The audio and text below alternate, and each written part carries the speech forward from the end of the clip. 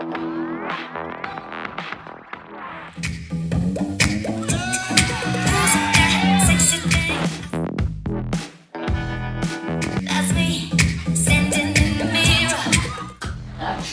Alrighty. Here with Tashina Beckmann King in Denver, here at her house, in her home office, and I've been a fan. A lot of people that watch YouTube have been a fan of yours, your hubby, Nicholas, and the dance for sure. And you epitomize that because you're at the pinnacle, you're a champion, and so people will appreciate getting to know you a little better. So, number one question is always, how did you get started in West Coast Swing? Well, it really started after my mom and dad got divorced, and my mom started dating and met a gentleman. His name is Tim Evans, and they started dating exclusively. So when that happened, my brother and I got brought into the fold of that relationship, and they eventually got married, and they loved West Coast swing dancing and country two-step dancing. And so they would go take classes with Kristen Guile. Oh, how about that? And so I actually was first exposed to West Coast swing when I was about 10 or 11 years old.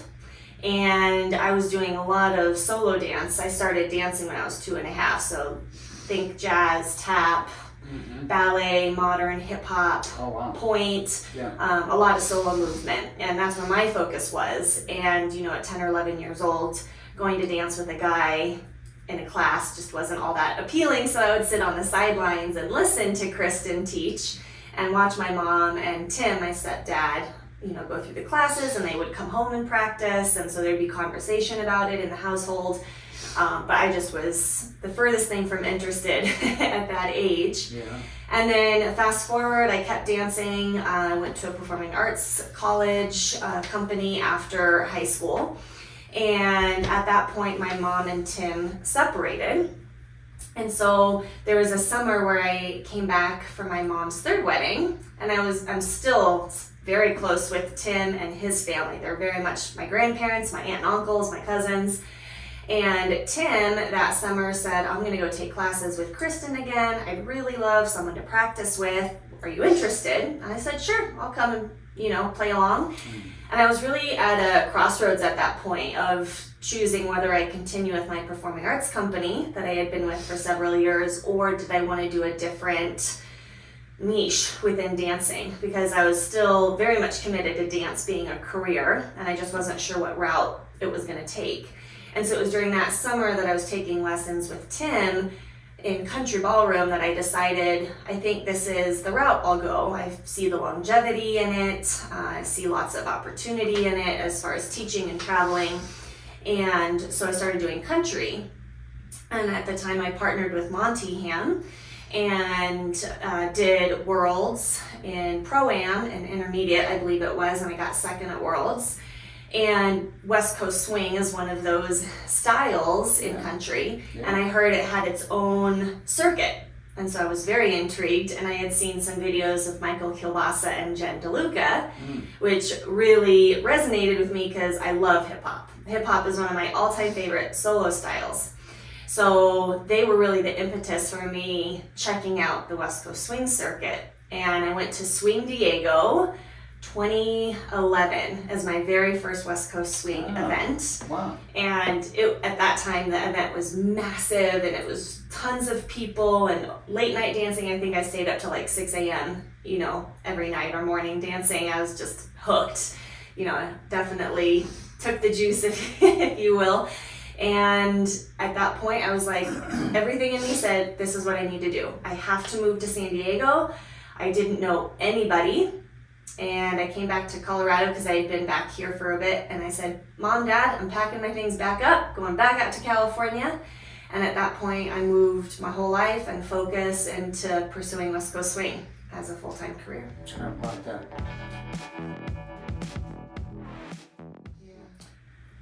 So the next obvious question is progressing and competing, because a lot of people like myself and my followers, they are interested in competing and progressing and getting from, novice to intermediate to advanced, at least. And so you had your own journey with that. Obviously, this was back in 2011-ish. Yep. And that you started down that road. So what was that like for you? I mean, how fast did you progress? Do you remember any particular ups and downs? Definitely do. I knew my whole life I wanted to dance professionally. And so every choice I made, every step I took was to make that whole heart passion, that heart dream a reality. And when I moved to San Diego, it wasn't any different. I moved there not knowing anybody. And I knew of Starlight Dance Studio because I had met Michael Kielbasa and Parker Dearborn at Swing Diego. And they said this, that's the studio to train at. And that was where Brandy, now Guild, was teaching out of. And so I knew that was where I needed to go and invest my time and energy.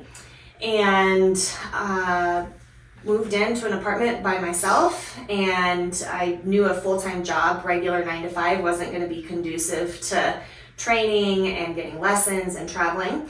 So I grew up also helping my mom and my stepdad Tim in their small business doing a lot of admin work. So I started cold calling different dance studios when I moved to San Diego, offering admin support, virtual assistant work for dance studios.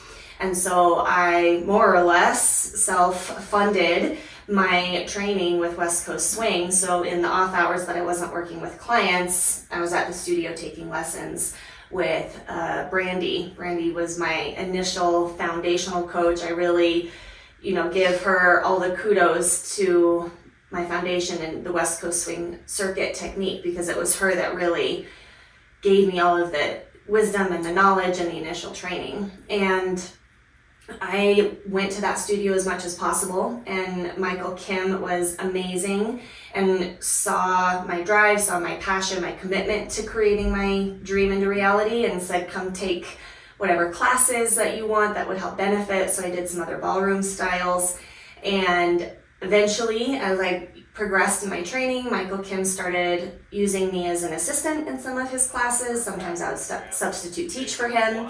And similarly, when Brandy was teaching, I would be her assistant, and I'd go with her to her different classes and workshops throughout the San Diego area. And I just dove head in, cannonballed into the West Coast Swing Pool, the deep end, and was traveling on the weekends to the competitions. I mean, I threw everything I had: money, time, sweat, tears, energy, sleepless nights to progress in my West Coast Swing competitions. And it was really frustrating at first because I couldn't make a prelims. My first event at Swing Diego, 2011, even though I had tons of background in dancing, solo style, I was newer to West Coast Swing, but I didn't make finals at that Swing Diego, and several other events, I didn't make finals. And it was really frustrating because I knew in here that I had what it took, and I knew in here that I was doing everything I could to compete and make finals, but it just wasn't happening. And I also knew that having a partner was part of this whole process and having longevity as a champion. So I was also looking for partnerships at the time, and just nothing was happening. It was like there was a glass wall in front of me, and I could see everything on the other side of it, but I couldn't break through that glass wall. And I was really ready to walk away and throw my hands up in the air and move back to Colorado. And it was a conversation with my mom that really completely shifted things and totally turned things around. And she at the time was doing clinical hypnotherapy, and she also was newly at that time working with a different modality, if you will, to work with your inner self-talk, those inner doubts, and really what are called limiting beliefs, those things that we believe about ourselves. Yeah. And it was in a conversation with her that I realized back when my parents got divorced, there was a really good mentor of mine that told me I would never amount to anything as a dancer. Ooh. And I didn't know at whatever I was, 11, 12 years old, I didn't realize how much I took that to heart. And it was in that conversation where that realization came to the forefront that I realized, like, holy shit, my whole time in my performing arts company, all of this time in country, and now my experiences in West Coast swing, I saw that belief that I had about myself playing out. That glass ceiling or that glass wall, I could see it, but I couldn't break through it. So there were elements of self-sabotage I realized that were showing up that I didn't realize were self-sabotage, all because of that belief that I had about myself. And I decided that belief isn't really serving me and it's holding me back. So I dove again, head in, cannonballed into my inner world of self-talk, doubts, beliefs about myself. And literally it was the only thing I did different. I still showed up and I did my lessons. I still showed up to my self-practices, group lessons, events. And it was literally working with my mindset, my inner dialogue that shifted everything. And then within about, I think it was like 3 or 4 events, I started making finals. And then 4 years to my first event, 4 years after that first Swing Diego, Parker Dearborn talked PJ and I and a few others into competing at the champion level. And he was basically like, shit or get off the pot. If you're going to be a champion at that point and you want to do this, like, you need to start competing in champions, not all-stars. So I took a huge leap of faith, took every ounce of courage that I had within me to go to compete in champions. And lo and behold, I made finals. And I drew Jordan Frisbee, and we were the last ones to have our spotlight. So talk about nerves. I was sitting there sweating bullets, hands under my legs, trying to calm myself. And Sarah Van Drake was sitting next, within eyesight of me in the lineup of girls. And she just kept, we were friends at that point. She kept saying, you got this, you can do it. And I drew Jordan, and I think I was shaking the whole time. Poor Jordan, he had to call me. But we ended up placing 4th. And so it was after that I really realized how much my inner dialogue, and with anybody, how much that plays a role in our experiences and taking risks and showing up and playing big. And at that point, I just kept doing that work alongside my technical skill work with the dancing, and it made a huge difference in all of my journey. That's amazing. So from the time you went there, California, to the time you hit All-Star, let's say, how long was that? 3.5 years. 3.5 years. I think. That's pretty reality. So it was early in that 3.5 years that you hit that glass wall and realized that you needed to do some internal work and set about doing it. And then that progressed you pretty quick once you did that. Yeah. And that internal self-work, I know we were planning on talking about it later, but it's actually part of how you make your living right now, right? It is. Yeah. So we might as well just touch on that right now. Yeah.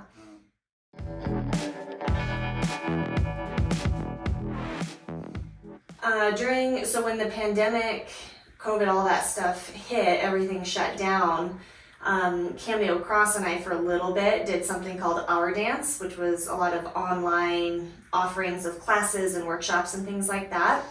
And I also then transitioned more or less full-time into doing that mindset work, that inner self-belief work with dancers. Because all throughout my traveling and teaching internationally, the common themes of lacking confidence on the dance floor, lacking confidence in competition, lacking confidence socially to go up and ask people to dance was really, really prevalent. And the fear of being rejected by people, and a lot of the same stuff that I worked through was brought up in a lot of conversations in private lessons and group classes. And so I knew that it wasn't just me, and everyone, almost every single person I've talked to in West Coast Swing deals with some level of self-doubt, struggling with confidence, questioning their self-worth and their self-value, second-guessing their creative ideas,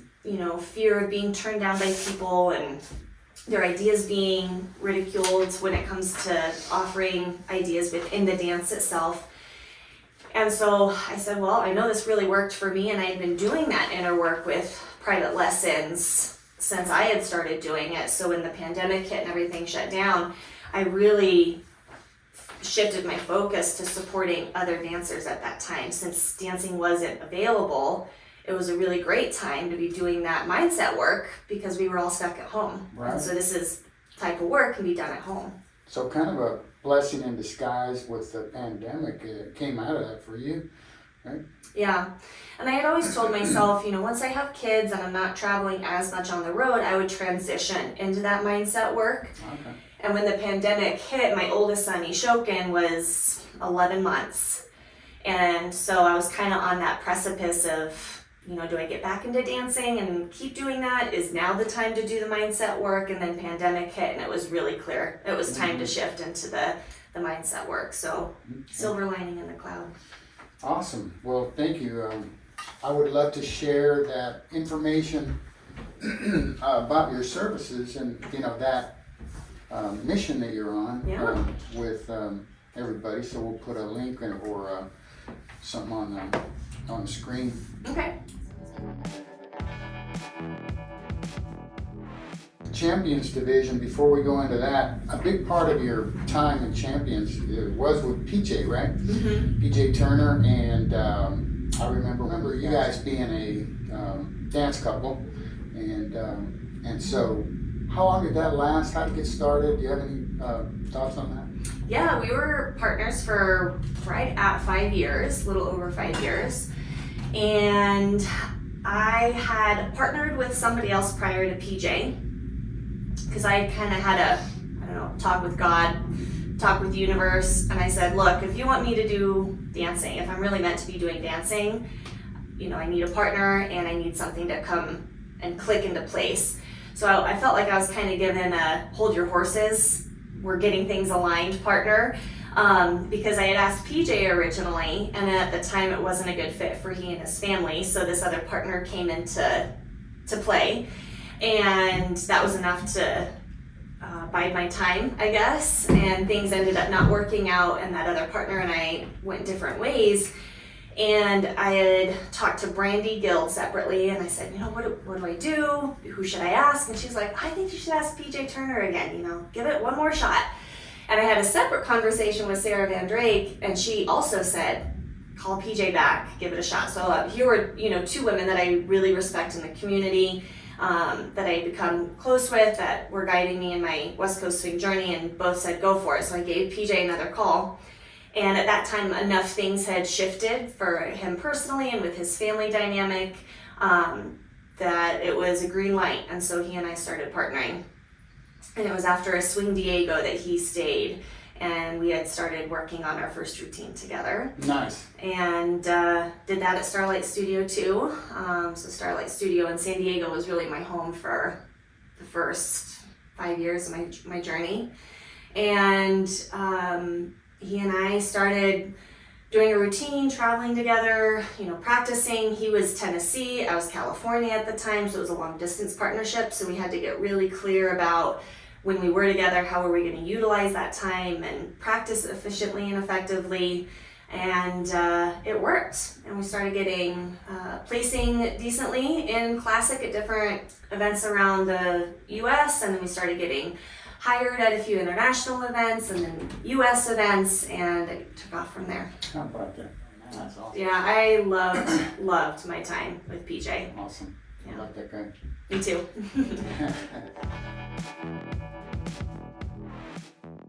So being a champion, what does it take to get there? What does it take to stay there? You kind of already explained a little bit of what it takes to get there. I mean, just totally saturating yourself. What does it take to stay there? What does it take to be a champion? Any thoughts on that? And what it's like being a champion? I think it definitely takes a lot of perseverance to get there, a lot of commitment to yourself, if that's really the route that you want to go. A lot of time working on your dancing, a lot of time showing up to events and putting yourself out there in the competitions. And, there was lots of times I didn't make finals leading up to that. and not getting shut down by those times that you don't make finals, and recognizing that it's part of the journey, and in those times that you don't make finals as well as the times you do make finals, there's lessons along the way that you can either learn or not learn. And I think when you approach those times where you don't make finals as okay, what can I do differently? Let me look at the video and let me get in there and figure out what else I need to do. You know, you keep showing up for yourself and working at it. I think you can make it, but it takes a lot of willingness to work. Yeah. I'm thinking there's probably an aspect to being a champion that might have its issues. There's celebrity that goes with being a champion, so to speak. Celebrity, at least within the West Coast swing community, you know, you can go to Walmart or wherever here, and it's okay, but in an event, it's like, oh, there's Tashina, and you know. Just curious about that. Did you notice, or have you noticed? I guess it happens over time, but yeah, I'm thinking that there's maybe challenges that go with being as good as you are, so to speak. Yeah, there's for sure a certain, I think, pressure to kind of, you know, always be on. You know, prior to making champions and traveling and teaching, you know, it would be okay if I wouldn't go out social dancing one night just because I was tired. But as a champion, at least pre-pandemic, I felt like you know, a lot of expectation for pros to come out and dance the whole night, and pressure to dance, you know, with almost every single person. And when you're traveling every single weekend for the most part, or 3 weekends a month, you're just exhausted from the travel itself. Yeah. The time differences, depending on where you're teaching, comes into play, and your body gets fatigued. And so, you know, I had to start being a little bit more conscientious about my social dancing at night and not risking injury, because that was how I was making a living. Yeah. So there was always like this fine line of where is that line of going out social dancing and keeping the joy of it because of it's fun, as well as the expectation from attendees, which totally makes sense. Like I remember being an attendee on weekends and really wanting to dance with the pros and not understanding maybe why they weren't dancing as much. And you know, when it's your profession, your career, full-time job, you just have to be careful of not exhausting your body and opening itself up to more injury. Yeah. So there is that element that I always had to play on the line of, when do I dance? How much do I dance? I really want to stay up and dance, but you know, I've got a workshop and privates in the morning, so I got to go take care of myself. There was that piece of it, aspects of people wanting to chat, which is really, I love chatting with people and I love getting to know people too. But you know, having a schedule that we have to adhere to basically on the weekend with classes, and you know, not being able to just stay in the hallway for as long as I would have liked. Yeah. So there's that piece of it. And then there's the piece of, I think, oftentimes people feel like the champions have it all figured out, and you know, you see videos online or whatever through the rumor mill, you know, and it's like they've all got it figured out, or they're never scared, or they're never nervous in a competition. And at least for me, that was never the case. I'm still human. I still put on my pants the same way as every other person. I still have the same feelings and nerves or questions that pop up in my mind. So, you know, just because I think a person reaches a certain level in their dance doesn't mean their humanness disappears. Yeah. So a lot of the things that, you know, you as a viewer are going through, it's likely that myself and other pros are going through different elements of it. So I think just to remember that just because we're further along in a dance journey and have, you know, taken more time to finesse the skill set doesn't mean we don't have Human frailty. human challenges. Yeah. So Interesting. What's the name of your company? my company is Empowered to Greatness. Okay. That's where I do the mindset work with. The mindset work is more your full-time occupation now, is that right? Okay.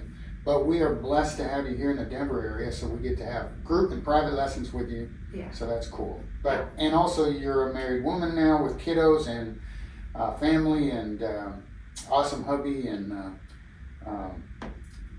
so that will, kind of keep you in one place a little bit. It's definitely changed the dynamic of my ability to travel. Yeah. I miss traveling immensely, and I'm still doing events. It's just not near as many.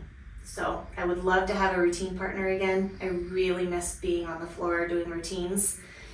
Growing up doing solo dance stuff, routines was something that it was part of my day-to-day, if you will. So that's definitely something I want to do again and be on the floor performing. It doesn't necessarily need to be competing a routine, but performing is definitely a joy that I hold dear to my heart and want to do that again.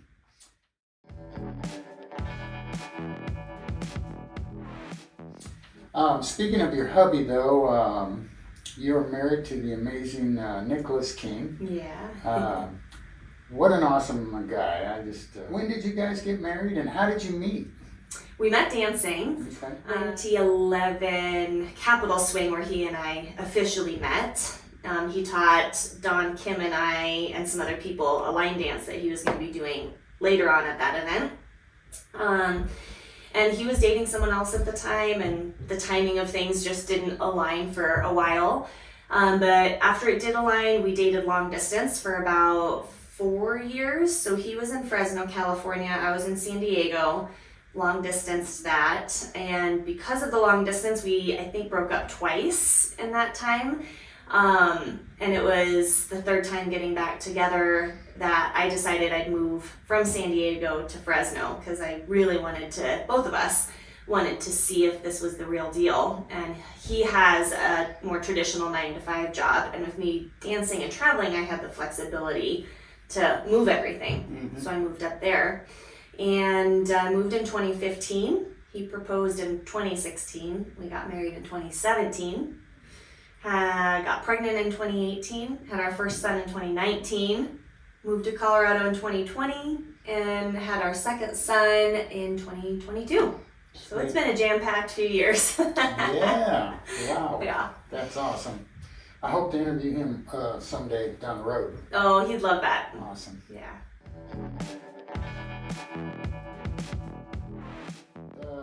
Part of your duties as a high-level West Coast swing dancer is judging, right? Well, judging and teaching is just kind of inherent in being a higher level. So as far as judging West Coast swing, what was it like becoming a judge, and what trends or transitions, evolutions have you seen or noticed being a judge over time? Do you have any thoughts on those? Becoming a judge was uncomfortable. I really didn't want to become a judge, and even now it's still not one of my favorite duties, like you said, at an event, because especially at the higher level, it's really, I think, about creating art and how do you judge art. At the novice, intermediate, advanced levels, even all-star, I understand there's technical aspects that don't enter yet quite into that creating art realm. But I really resisted being a judge, and I asked a lot of people, Robert Royston and Brandy and Sarah and Kyle. I had lots of just conversations with other individuals that were more experienced in judging, how do you judge and what do you judge on, and the actual system that you use to notate on the paper. Now it's iPads most of the time, or tablets, but it was a lot of questioning and asking myself, okay, how do I want to judge, and how am I going to back up my answers when I have people come up and ask me to judge? So it took many years, I feel, to get more comfortable with it, first off, and be okay with how I was judging and why, and having those reasons to back it up. So trends that I've seen, to be honest, I haven't been out a lot since things have opened back up, so I haven't judged. Did I judge at Swing Time last year? I can't remember. Yes. I think I did. You judged me. But I haven't been at enough events to feel what the trend has been, at least on the back end. Okay. And I know there's more things of same-sex dancing and divisions and things like that. So that's a trend definitely that has come into play in the last few years. But as far as judging that, I would still judge the technical aspects, regardless if it's a male or female dancing in that division. Okay. In the role. I don't know if you've heard of Glenn Ball's podcast about judging. Have you thought of it? No, I haven't. Yeah, it'll be interesting. I'll send you the link. Okay. Yeah. Yeah, I'll check it out. It's called "What Do Judges Want" or something like that. And Okay. he interviews different champions and all. And one of the things that one of the people he interviewed recently was Benji Swimmer, and Benji brought up something about a legacy division possibly being created in addition to the champions division, Okay. or on top of it. I'm not sure, but I was going to ask you if you've heard of that. I think it's pretty new, or maybe, I've never heard of it outside of that. I believe there used to be that a long time ago. Oh. So my understanding, it would be bringing that division back, How about that? which I think would be great. Yeah. I think it would be wonderful to see some of the pros from, different, if you will, generations of West Coast swing dancers back on the floor. There's a lot yet to be learned and celebrated in their dance and their movement and their styling choices. So I think it would be amazing. Yeah. I think it would be important actually to keep that alive and expressed in our community. Mm-hmm.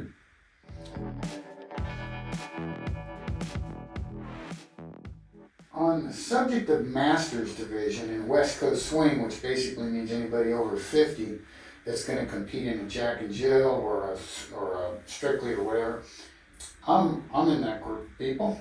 And what do you think of the Masters Division? Is there anything to think or say about it? It seems to be a pretty strong and growing division. I'm thinking, the Masters really support events, people over 50. Strong attendance, strong privates, all that kind of stuff. Any distinctions about the Masters Division, especially like in the world of judging? Have you judged much on the Masters? Mm-hmm. I'm just curious, as a master and people watching that are masters, sounds cool, you just turned 50 and you're a master. Any thoughts on that? I think it's awesome. I mean, if you have a love, a joy of movement and connecting with someone and creating on the fly with people, why not be entering into masters competitions as a way of just doing more of that? I think really ask yourself, why are you competing? I find that a lot of students, regardless of age, they jump into competing because it's what you should do or it's what everyone else is doing, and there's really an undefined reason for them going in. They're not really clear on why they're competing, and so there can be a lot of murky feelings that come up. So if you're going in there to just have fun and have it be another way of drawing someone new that you maybe never danced with or don't dance frequently with, because social dancing, maybe they're not out or whatnot, if that's the reason why you're going out, stay with that, stick with that. If you're going into competition to really get a lot of points or get the awards, ask yourself, are the actions that you're doing outside of events in alignment to support that goal in Masters or any division for that fact?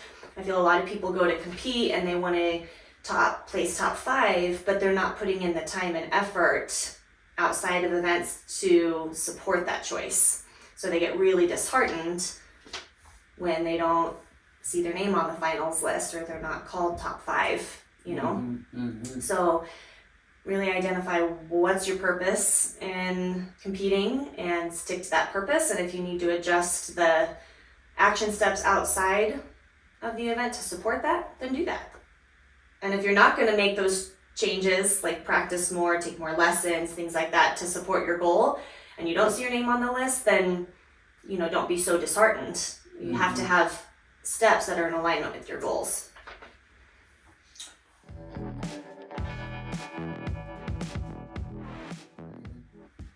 I feel this style, West Coast Swing, is a dance that evolves. It's not like a traditional ballroom waltz or cha-cha or any of those styles that doesn't change and grow and evolve. So because it is a dance that shifts based on some other dance trends and music and the people dancing in it, I think it's important to give the dance space to evolve, but I also think it's really, really important to stay connected to the origins, the roots of the dance. And I think it can be challenging at times, depending on the region that you live and dance in, or the areas that you go and travel to lose one or the other. Like, I feel like there's parts of the US that are really, I don't want to say stuck, but are really still just in more of the original aspect of West Coast Swing because they haven't been exposed to some of the evolution, whether that's they haven't been able to bring teachers in, or the people teaching don't go to events to get the new flavor of the dance and bring it back to their community. So in those areas, I think it's important, to have people going to events and bringing back what is being currently taught. But there's other areas in the world that are more just where it is now and aren't as connected to the original roots. And I think it's important to be able to blend both and to stay connected again to the roots. Like a tree, it has its roots, and we need to be able to see those roots, while also the branches of new movement or new techniques or development of techniques come into play, where we can see that as well. Yeah, the European influence, big time. I mean, that's evolved over the last 20 years or so. Amazing dancers over there.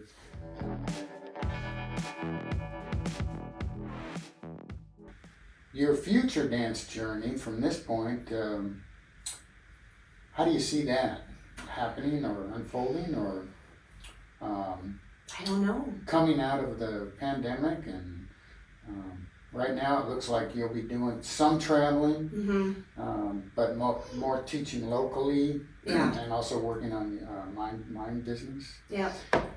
So it's to be determined. It really is. I just know that dance is part of who I am. It's part of how I express myself, and it's really important on many, many levels to keep dance a part of my life.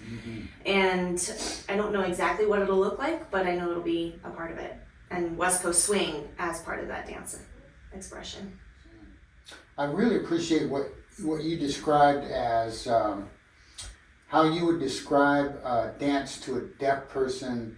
What was that again? If someone was watching you dance and they were deaf, they couldn't hear the song, how would you sing the song to them through your body movement? Yeah, that's beautiful. And that has just always, when I heard that for the first time, I was like, wow, that's big. That's really important. That's a golden nugget I'm going to keep in my back pocket. And whenever I've offered that to students in privates or workshops, it's more or less landed similarly and made a difference when it comes to how they dance. And I think when we have a partnership, now we've got two people that can sing the song. And so at times both partners might highlight the same layer of the music, and at times the partners are going to complement one another by highlighting different layers of the music, and just how beautiful it is with two people dancing together to one song, how through movement we can express what the song is doing. I love that. Well, thank you, Tashina. Appreciate your inspiration and encouragement, and that'll be your hubby. Yeah. And look forward to seeing you out there on the dance floor. Me too. Thanks for doing this. This was fun.